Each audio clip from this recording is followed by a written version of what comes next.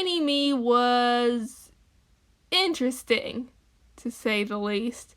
For this video, we're rewinding my life 11 years to a time when I was way blonder, smaller, and significantly dumber. I mean, just look at this face. That is the face of pure intelligence right there. Now, I don't remember too much about preschool, but as you can tell from the thumbnail, there's one story that I remember very well. The best way I can describe my younger self is stubborn. Extremely, extremely stubborn. For example, my preschool teachers had a special system for handling misbehaving little brats. The traffic light system.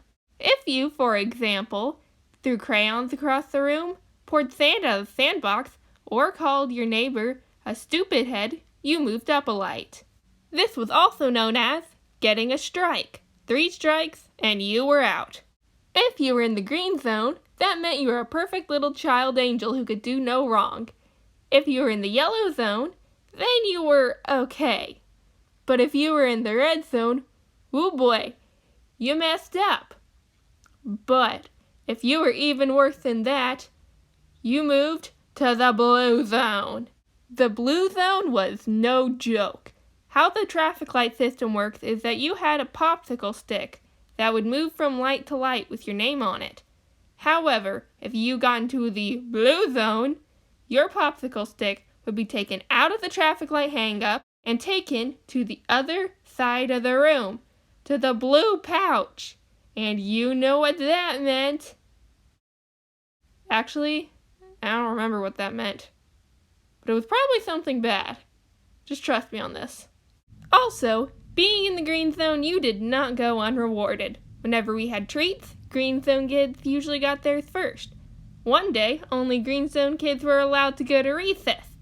Ha! See you later, losers! Woo! But this is where my stubbornness played in.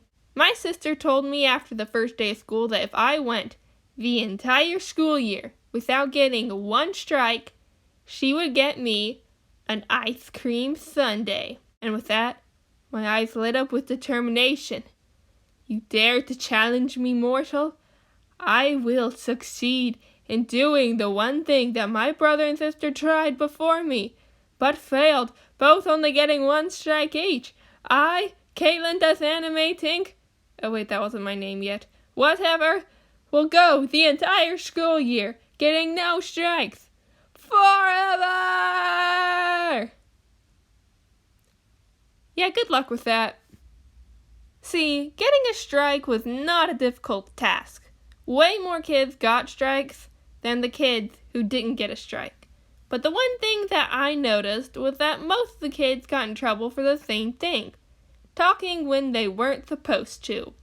So what did tiny me do about this? I didn't talk. Barely ever. I basically said nothing all year. To the point where my teacher, in the middle of the school year, genuinely believed that I couldn't speak. How do I know this? Because one day, my mom and I were coming out of church.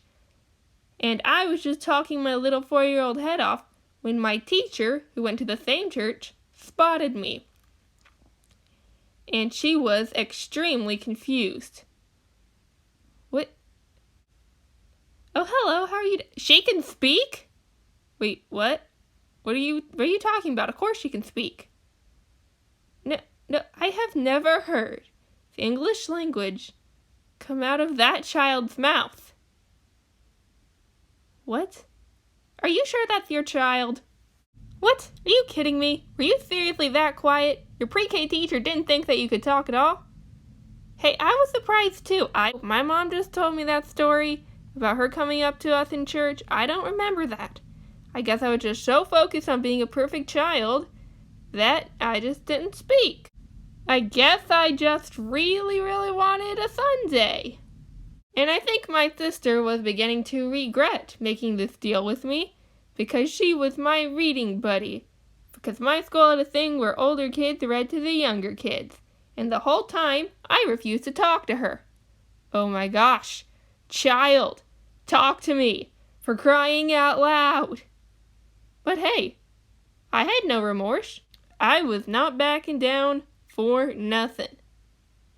So I was basically just trying to fly completely under the radar. You know, not making a scene or talking to anyone. Until Fire Safety Day, which was one of the most terrifying experiences of my young life.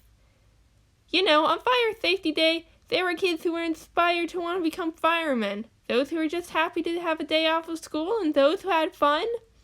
Which kid was I? You guessed it, the scared one crying off in the corner.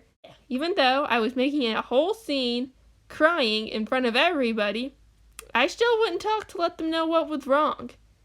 I guess my stubbornness was more powerful than my scaredy-catness. Good job, younger me. Now you may be wondering, was being so stubborn and not talking the entire year difficult? Nope. After a while, it just kind of became a habit. A habit that got me an ice cream sundae. Woo! My teacher even gave me a certificate. No strikes, all year. Always followed the rules at circle time. Katie rocks. You are the best. That being said, though, you want to hear about the time I almost got a strike?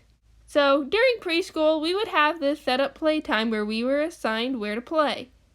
And I was assigned to play with this one kid in this little nook with a bunch of games and toys. And I, being the perfect child that I was, just finished cleaning up.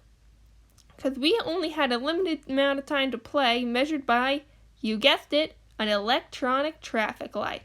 If the light was green, that meant it was time to play. If the light was yellow, that meant clean up. And if your area wasn't clean by the time it was red, everybody in the area would be getting a strike. But I just finished cleaning up the area, all was well. No. Kid, this child had knocked the doctor's kit all over the floor. So I cleaned up that stuff at lightning speed. I was like, ah! All right, kid. You almost got me a strike, and you almost ruined my perfect reputation. What do you have to say about that? Want to fight me about it? I'll fight you.